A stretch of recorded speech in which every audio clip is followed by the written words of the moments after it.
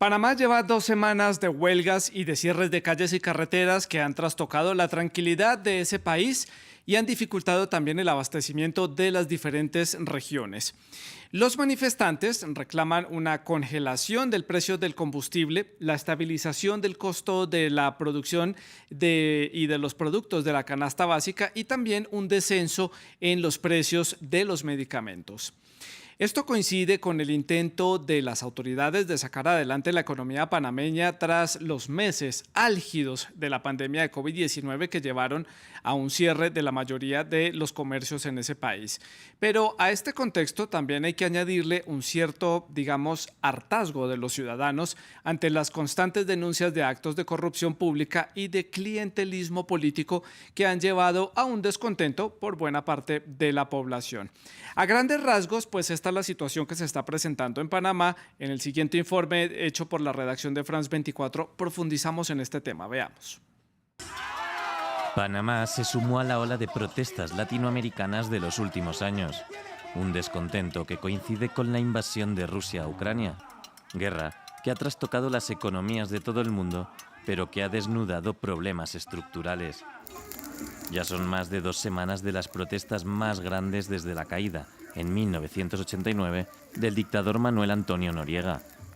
Se empiezan a ver imágenes de desabastecimiento por los cortes de vía, en unas marchas iniciadas por maestros y a las que se fueron sumando otros sectores, desde la construcción hasta el movimiento indígena. La inflación interanual se sitúa en un 4,2%. Los principales reclamos son consecuencia del golpe al bolsillo del ciudadano. El precio del combustible aumentó en un 47% en los últimos 6 meses y el galón llegó a superar los $5 antes de ser reducido por el gobierno. El índice de precios al consumidor aumentó en un 3,3% respecto a 2021, por lo que también se han congelado el aumento del coste de 10 alimentos de la canasta básica. Pero más allá del momento, Panamá tiene 4 millones de habitantes. El 20% de la población vive en condiciones de pobreza y la mitad trabaja en empleos informales. Eso en un país que en 2021 creció un 17,8% y que posee un canal que le reporta 2.000 millones de dólares al año.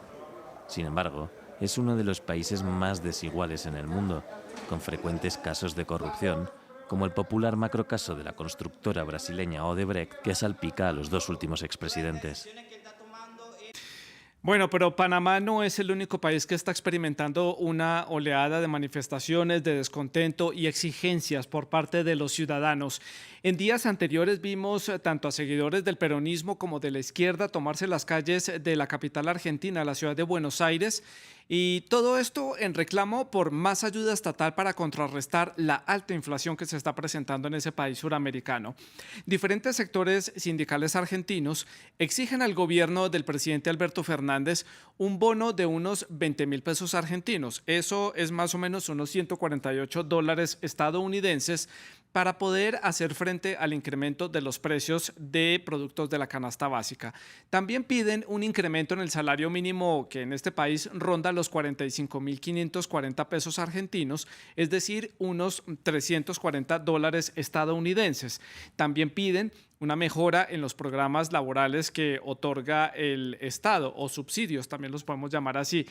¿Qué sucede entonces en estos 2 países de América Latina? ¿Qué hay más allá de este contexto de lo que se puede ver superficialmente que se está presentando tanto entre los panameños como los argentinos, que los ha llevado a ir a la calle, a tomarse las calles de las principales ciudades del país o de los diferentes países, haciendo exigencias, algo que es completamente válido porque los ciudadanos están avalados por las constituciones para poder salir a reclamar y hacerle exigencias a los gobiernos, pero hay que entender el origen de estos motivos para hacer este tipo de reclamos sociales. Los vamos a poner en perspectiva entonces aquí en el programa El Debate de France 24.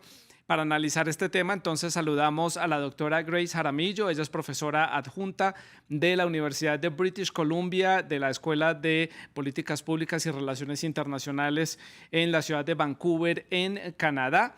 Y desde Ciudad de México se conecta con nosotros Hugo Concha. Él es investigador del Instituto de Investigaciones Jurídicas de la UNAM en la capital de la República Mexicana. Les recuerdo que ustedes también hacen parte de esta conversación. Pueden dejar sus preguntas y sus comentarios a través de nuestras redes sociales. Estamos en Twitter, en Instagram y en Facebook. Ustedes ya las conocen. Nos encuentran como @France24-es, @Santilogo, que es mi cuenta personal. La etiqueta, se las recuerdo para que dejen sus comentarios, numeral el debate F24. También aprovecho para recordarles que en YouTube pueden encontrar nuestra señal de streaming y también aprovecho para saludar a las personas que nos están escuchando a través de nuestro podcast. Los invito para que escuchen todos los contenidos del debate de France 24 que ya están disponibles en Apple Podcast, en Spotify, Deezer y TuneIn. Pues muy bien, comienzo entonces este análisis sobre la situación de estos dos países, en particular en América Latina, con la doctora Grace en la ciudad de Vancouver, en el oeste de Canadá. Punto de partida, doctora Grace, bienvenida al debate. Gracias por estar con nosotros. Y el punto de partida para conocer impresiones de lo que está sucediendo. ¿Cómo cree usted o cómo evalúa usted las dos perspectivas que se están presentando, tanto en Panamá como en Argentina? Más allá de este reclamo ciudadano, hay un descontento generalizado en América Latina frente a las políticas de los gobiernos. Hay un poco de falta de sintonía entre lo que buscan las autoridades y lo que están pidiendo de verdad las sociedades de los diferentes países. ¿Cuál es su análisis?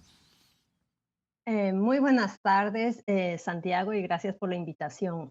Yo creo que hay tres variables comunes que yo diría que no solo corresponden a lo que pasa en América Latina, sino también explican un poco lo que pasa en Sri Lanka, por ejemplo, lo que pasó en Sri Lanka, pero sigue pasando en los Países Bajos, donde miles de agricultores están tratando de boicotear al gobierno y parar al gobierno e incluso detener las políticas de cambio climático que han ralentizado la producción y además van a generar una escasez de alimentos.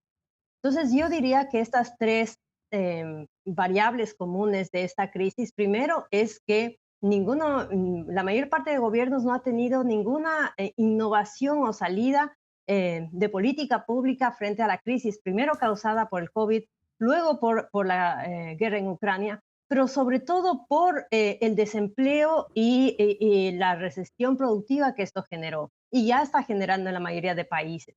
La población está mayormente en crisis. En América Latina a esto se suma el hecho de que la mayor parte del empleo era subempleo o informalidad. Estamos hablando del desempleo informal o las personas en la informalidad en Panamá, más o menos en el 67% de la población. Eso es altísimo. Y eso significa que muchas de esas familias no tienen que comer cada día regularmente.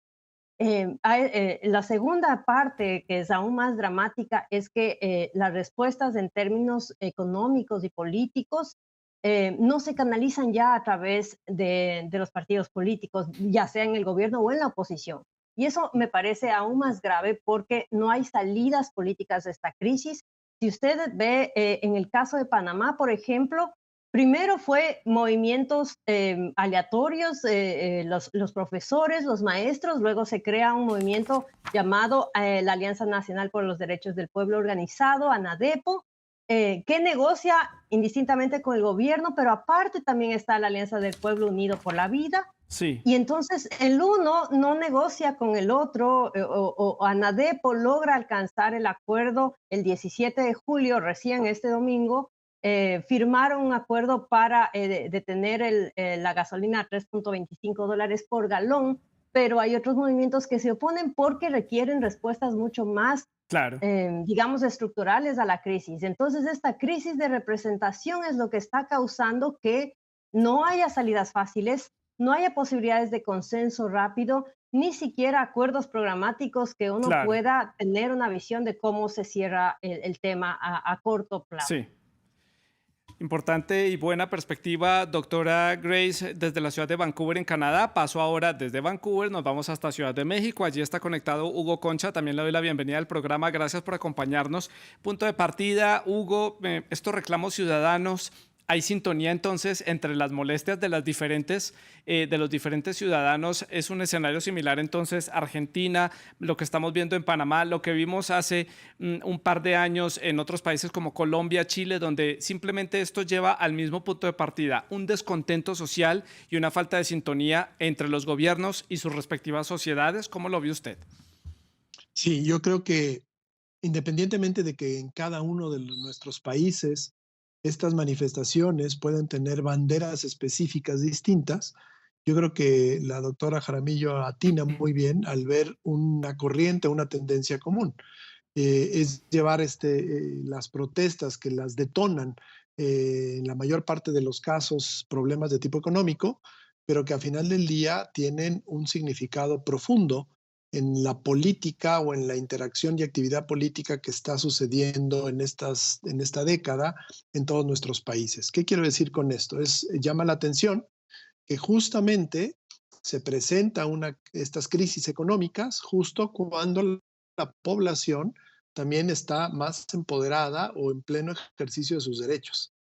A la presentación del video, cuando hablabas de la crisis en Panamá, Salvador, justamente tú hablabas, hiciste alguna pequeña reflexión sobre el significado de las manifestaciones. Efectivamente, las manifestaciones es un ejercicio vital de toda democracia constitucional, es el derecho a la libre expresión, la libertad de expresión que todas las constituciones democráticas tienen como una de sus principales ejes, sus principales fuentes, y estamos viendo que la ciudadanía las está utilizando para quejarse en un primer ámbito aparentemente más específico en contra de problemas económicos, alzas, cierres, etcétera, inflación, desempleo, pero que a final del grado hay un enorme descontento, y ahí es quizá donde yo quisiera llevar más esta discusión, Sí, un enorme descontento con las instituciones, con la gestión gubernamental que se está dando en muchos de nuestros países, y que además es un fenómeno que tiene, además de que tiene muchas aristas, lo podemos conectar también con este otro fenómeno que los politólogos han estado estudiando, de cómo han estado surgiendo alternativas políticas, etiquetadas todos bajo la bandera del populismo, pero de distintos tipos y formas claro. en toda la región. En toda la región. No son fenómenos aislados ni separados, es un mismo fenómeno. Sí. Es el desgaste de instituciones, el desgaste de gobiernos que ya no logran dar una respuesta distinta, o los márgenes de acción que tienen son muy pequeñitos, y Claro. esto no satisface a las poblaciones, a la ciudadanía, en las demandas que están teniendo. Creo que Es, con digamos, el momento de la mayor ciudadanía democrática y sí, el momento del mayor desgaste institucional de los gobiernos. claro, y creo que ese malestar coincide en los diferentes países con un punto de quiebre clave que es la pandemia de COVID-19 que llegó ya a ser un punto de explosión, digamos, para las sociedades, no solamente en América Latina, porque ya lo vemos en otros puntos del planeta, pero vamos analizando la situación de nuestra región. Quiero que nos enfoquemos en el caso de Panamá. Llama mucho la atención. Normalmente Panamá es un país tranquilo, es un país que no tiene mayores sobresaltos. En su sociedad a nivel de violencia, es una sociedad que pocas veces se manifiesta en las calles, no es como vamos a analizar el caso de Argentina, donde constantemente los argentinos salen a demostrar su descontento en las calles por diferentes puntos de vista, es una sociedad un poco más empoderada, digamos, en ese sentido. Y tal vez la diferencia entre los dos países es que Argentina viene arrastrando una crisis económica desde hace muchos años, pero Panamá venía muy bien económicamente hasta que empezó la pandemia de COVID-19 y empezó a registrar un, una contracción de su Producto Interno Bruto que llegó para el 20% más o menos para el 2020 y empezó a recuperarse a medida que la economía se fue abriendo y el país fue recuperando otra vez la normalidad. ¿Cómo es el contexto panameño? ¿Cómo es este país pequeño, 4 millones de habitantes, Hugo? La mayor parte de la población, ya le doy la palabra, doctora Grecia, para hacer la ronda a la inversa, que está muy concentrado en la actividad del canal, la actividad comercial de Ciudad de Panamá, que hay del resto de la periferia, que hay de las otras regiones del país, que justamente es donde empezaron las manifestaciones. Así es. Es un fenómeno sin duda muy interesante, justamente por las dimensiones que tiene Panamá, y porque la verdad de las cosas es que para los que estamos atentos a lo que ocurre políticamente en la región, la verdad es efectivamente Panamá no nos había llamado la atención desde hace tiempo. Nos la llamó con los Panama Papers, pero que en realidad ese es un asunto muy específico y que tiene que ver con otra cosa, con corrupción de ciertos grupos, en fin, y con triangulaciones de lavado de dinero, pero no tenía nada que ver con la población panameña, como tú muy bien lo estás poniendo en la mesa. La verdad de las cosas es que es un país chico en donde la verdad no habíamos escuchado mayores manifestaciones en los últimos años, ¿no? Yo recuerdo que quizá lo último que supimos de Panamá a este nivel y de las reacciones que sucedían en Panamá, pues probablemente fueron cuando los problemas con el canal.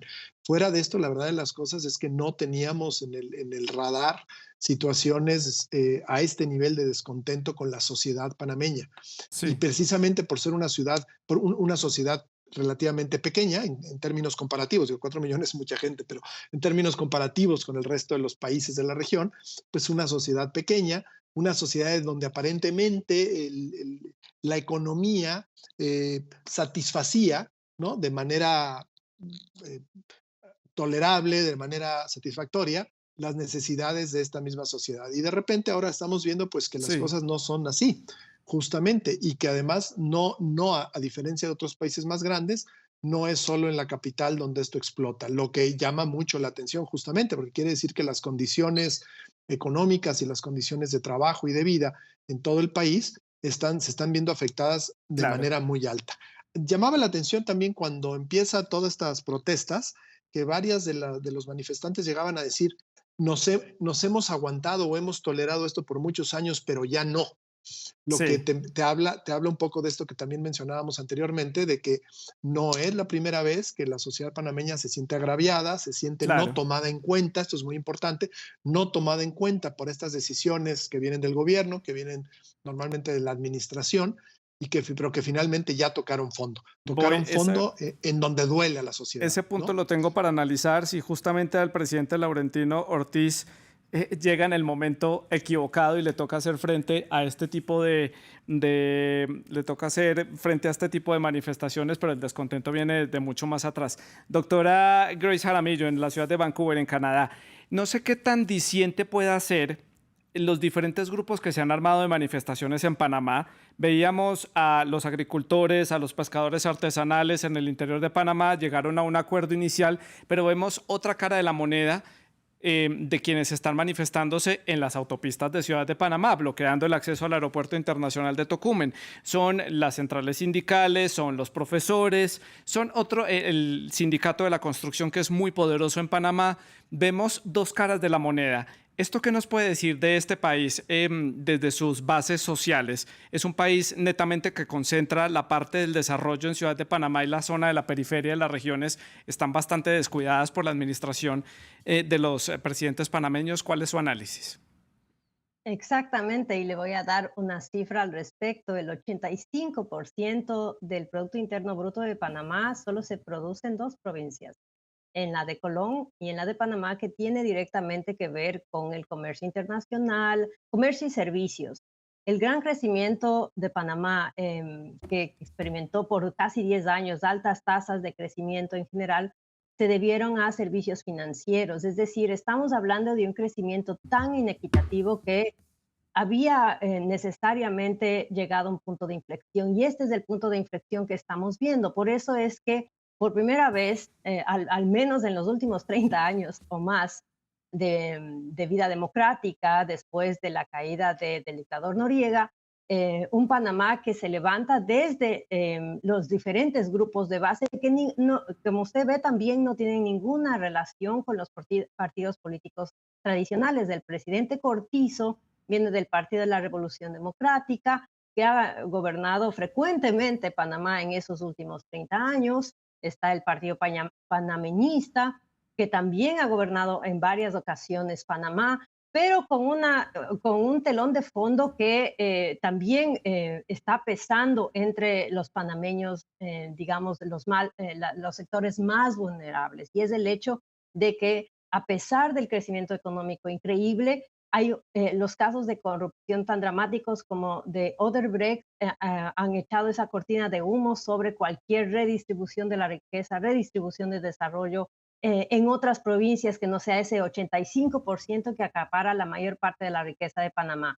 El resto de provincias, que son 8 provincias en Panamá, tan solo tienen acceso a ese 15% o se redistribuye ese 15% apenas en esas provincias. Y es desde esas provincias frente a a los grandes centros de poder económico y político, Sí. Colón y Panamá, en donde se hace esa brecha cada vez más grande, cada vez más polarizada. podemos hacer una serie de semejanzas y símiles con lo que pasa en otros países. Ecuador acaba de pasar 18 días en huelga, una paralización nacional similar, donde efectivamente se dan esa suerte de dicotomías entre campo y ciudad que se vuelven cada vez más dramáticas, con una clase media boyante en la ciudad, con acceso a recursos, pero también a mano de obra barata, tanto en el tema de la construcción, como usted bien dijo, Santiago, pero también en el tema de acceso a productos de primera necesidad y alimentos Claro. baratos.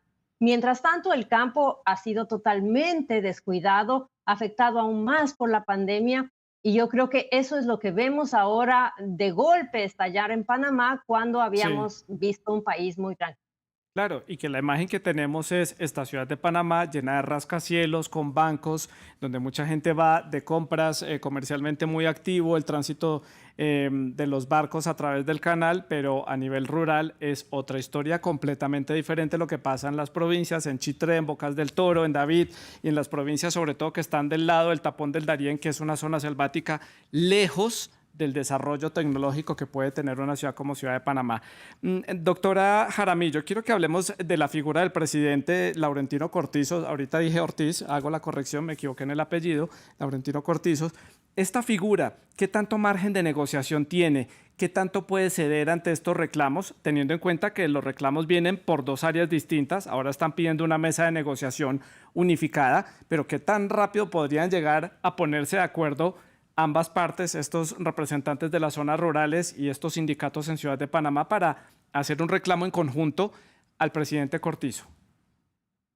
El problema real es que el presidente Cortizo está en el poder desde el 2019 con una agenda, además, con una demanda de causar cambios rápidos y en el sector productivo, sobre todo en el agro, y no ha podido responder a estas demandas, yo diría, en la forma necesariamente eficiente que demandaba la crisis del COVID. La cancha, yo creo que la pelota está más bien en la cancha de los movimientos sociales que puedan organizarse adecuadamente en un frente único para presentar demandas de cambio de políticas públicas urgentes. Otro de los elementos clave de la crisis también es la Asamblea Nacional, es decir, se trata de un Congreso que no ha tramitado rápidamente proyectos productivos de reactivación del campo que se ha estado pidiendo por ya más de 2 años y que no se procesan. Entonces, yo creo que la salida a la crisis va más del lado de los movimientos sociales, de los sectores organizados, incluso del Frente Unitario de Trabajadores, de la Sí, Asociación de Constructores, claro. para poder establecer una plataforma común, porque no le veo al presidente Cortizo con la capacidad ni la agilidad para tener el liderazgo en la salida de la crisis. Y le preguntó a Hugo en la Ciudad de México su perspectiva. Como lo decía la doctora Jaramillo, en el terreno, la pelota, ¿de qué lado está desde su perspectiva? Y esto, ¿qué costo político? Le amplió la pregunta, ¿qué costo político tiene para el presidente Cortizo y para la economía panameña, que es la que está sufriendo fuertemente a lo largo de estas 2 semanas?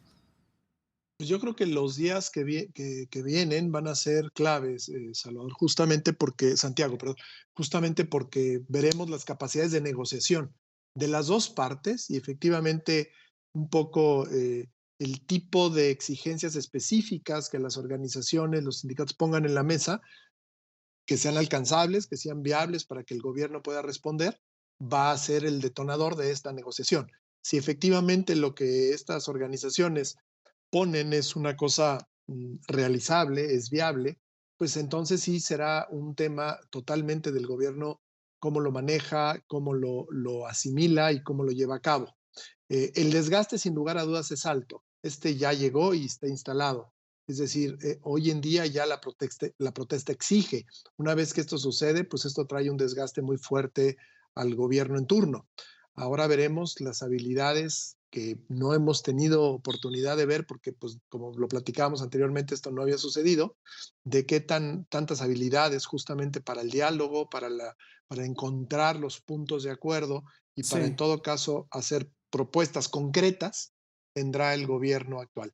Pero digamos, lo digo así porque creo que no solo depende de una de las partes, no solo depende en este momento del gobierno, ni solo de las organizaciones. Claro. En una buena negociación Las dos partes tienen que mostrar habilidades, tienen que mostrar, digamos, talento para poder llegar a un acuerdo específico. Sí. Nunca será este acuerdo lo que una sola de las partes quisiera.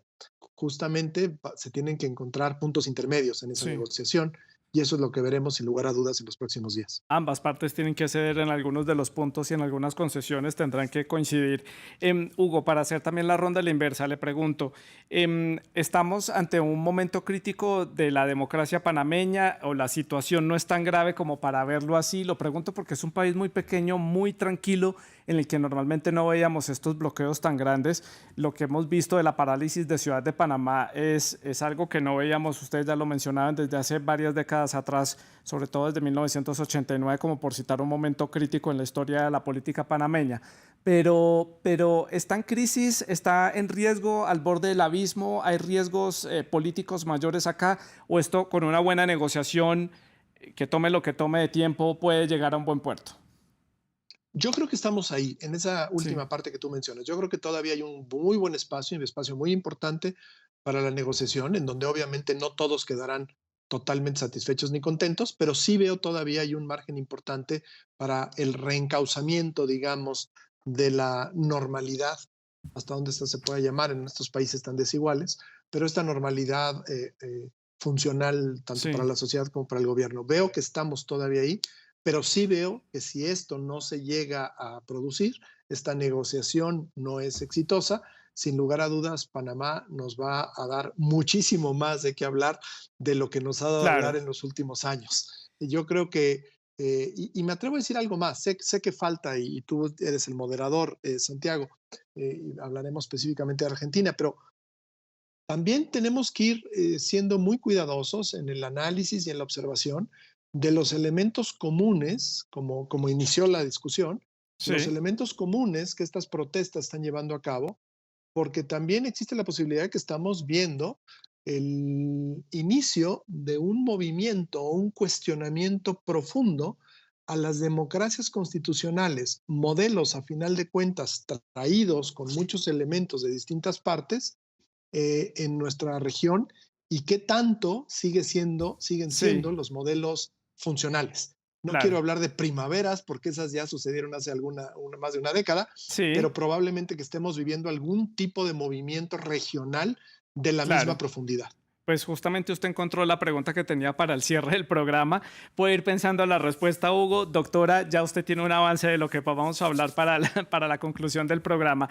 Me quedan ya pocos minutos, entro al bloque final del programa y quiero que pasemos a Argentina rápidamente. Panamá nos tomó un poco más de tiempo. Finalmente es un país que está llamando más la atención en este momento, sin quitarle peso a lo que está sucediendo en Argentina. Pero doctora Jaramillo, Argentina, un país que venía arrastrando una crisis económica complicada, llega a enfrentar la crisis de la pandemia con muchos problemas y ahora pues trata de recuperarse, pero con una inflación muy complicado, los niveles que se están manejando allí y un gran descontento de los argentinos, un gran desencanto de la sociedad argentina, pero sobre todo muchas divisiones al interior del gobierno, que eso dificulta encontrar caminos para salir de los problemas. ¿Cuál es su panorama del caso argentino, de estas manifestaciones que se están presentando? Yo creo que bien lo ha dicho, es decir, Santiago, usted ya resumió cuál es el Perdón problema por de fondo en adelantarme, usted este puede momento. profundizar. No, por cierto, sí. Lo que pasa en este momento es que en un momento en que Argentina necesitaba un plan de reactivación económica a gran escala, que realmente catapulte la producción argentina de exportación, la agricultura doméstica para consumo local, tanto como la exportación de bienes agrícolas, que es en lo que realmente destaca Argentina, eso no ha pasado. Y en parte no ha pasado porque los problemas internos de esta pugna entre el presidente Alberto Fernández y la vicepresidenta cada vez se vuelve más crítica. Está por emitirse el fallo sobre el caso Vialidad, el caso de corrupción contra Cristina Fernández de Kirchner. Y en este momento, en uno de los momentos más difíciles que ha tenido que vivir Alberto Fernández como presidente, precisamente por la presión económica, por la presión, la demanda popular de cambios dramáticos, de reactivación del agro, de reactivación productiva, la vicepresidenta sale con un mensaje de que hay un intento de golpe o de golpe de Estado casi casi por parte de la Corte por el caso Vialidad. Entonces hay una desconexión total de el gobierno argentino respecto a la necesidad urgente de tomar acciones. Y eso es lo que agrava el caso argentino con una añadida más, y es el tema de la renegociación con el Fondo Monetario Internacional. Tenían esto, estaban a puertas de negociar 40.000 millones de dólares con el Fondo Monetario Internacional y eso requería una reactivación productiva a la par que mantener como al menos bajo los índices de inflación el Sí, crecimiento del gasto fiscal y esto no ha pasado. Entonces, esa crisis institucional se está agravando porque en un pueblo que demanda respuestas, tiene un gobierno que no demanda respuesta, o sea, no da respuestas y no solo eso, sino que se va sí, por otros lados con acusaciones mutuas, con temas de corrupción o con acusaciones claro. a la crisis en Ucrania que no vienen al caso. Sí, Entonces, yo creo que siempre, ese es el punto en donde se agrava la crisis en Argentina. tal parece que siempre hay un factor externo que es el que provoca los problemas en Argentina, de acuerdo a lo que dicen los políticos de ese país. Siempre la culpa es de un tercero. Hugo, por el caso de Argentina, precisamente esto que hablaba yo de este factor externo, que siempre hay, hay algún punto a quien echarle la culpa de la situación, vemos que los diferentes gobiernos están metidos en este mismo espiral. Todos los gobiernos argentinos recientes, por lo menos de la última década o 2 décadas han estado en exactamente la misma posición. Una grave situación económica, muchas dificultades sociales, no importa si el gobierno es de izquierda, es de derecha, si son los Kirchner, si es Macri, Argentina no logra salir de esa espiral. ¿Qué es lo que pasa políticamente y socialmente en ese país que se queda Bueno, ahí? si yo tuviera la respuesta concreta a lo que me estás Sería usted el preguntando, presidente de Argentina. no, o por lo menos ganan un premio con un libro hablando de eso, ¿no? Es decir, porque efectivamente es uno de los grandes misterios de la consolidación del Estado argentino, ¿no? ¿Por qué teniendo tanto carece también de tanto? Es decir, ¿por qué no logran estabilizar al país económica y políticamente? La ruptura que el gobierno actual vive, el gobierno de Alberto Fernández, es muy significativa por lo que acarrea, ¿no? Estos grupos políticos que ni siquiera logran ponerse de acuerdo en la forma en que se dividen el pastel, es decir, es increíble. Y creo que lo que está pasando en este momento en Argentina sí está para llamar mucho la atención y prender focos rojos, porque de haberse iniciado protestas en un sentido común o muy parecido a lo que ocurría en otros países, ¿no? Protestas otra vez con el tema económico, con el tema de la recesión producida por la pandemia. Ya en las manifestaciones argentinas sí hay un claro componente político. Hay un claro componente que está exigiendo eh, la salida de Cristina Kirchner, demandas en contra del presidente Fernández. Es decir, yo veo que las manifestaciones empezaron con distintos temas, se han agudizado mucho porque la inflación además no la logran controlar, tema tampoco nada nuevo para la Argentina, eh, y se ha convertido en un reclamo mucho más político Sí, y muy dirigido a los actores, ¿no? Es decir, no está nada más resuélvanme este tema del desempleo y listo, no, sí, es no queremos a hay Cristina o reclamos no queremos a puntuales, Alberto, son reclamos muy puntuales y de enorme con nombre y trascendencia apellido. con nombre y apellido, Sí, exactamente. me quedan Entonces, 2 minutos. Se me fue el programa hablando más de sí, sí, Panamá, Argentina. Bueno, lo podemos tratar en otro programa, en otra oportunidad a lo largo de los próximos días. Para la conclusión y el cierre, pues toca un poco lo que decía Hugo en esa pregunta y en ese comentario que hacía sobre esta crisis que hay del modelo democrático, esa falta de afinidad entre los pueblos y quienes gobiernan y sobre todo esa falta de credibilidad de la institucionalidad de los gobiernos latinoamericanos. ¿Para dónde va? ¿Qué rumbo vamos a tener en estos países y sobre todo en este problema económico en el que estamos la mayoría de estados con alta inflación? Comienzo con la doctora Grace Jaramillo para darle la palabra. Una cosa que debemos reenfocarnos en el tema de gobernabilidad. Es cierto que hay una crisis de las instituciones democráticas en todo el continente, pero recordemos que hay una parte que todos se han olvidado, políticas públicas para el agro. Hay un problema grave con el tema del desarrollo rural que debemos volver la vista. Es regreso de nuevo a los 80s y a los 90s, pero en eso está América Latina y tanto en Panamá como en Argentina eso se ha descuidado. Sí, Políticas públicas serias para el siglo XXI es realmente lo que necesita, aparte de una reconstitución de las instituciones y su contacto con el poder real que son los ciudadanos. claro. Y Hugo, para el cierre, su conclusión. Sí. Yo, estando de acuerdo con la doctora Jaramillo, creo que inicia el tema de la inconformidad por la falta de políticas públicas eficaces, pero rápidamente esto encuentra eco en una crisis a la representación política, ¿no? Es decir, y no es cosa menor.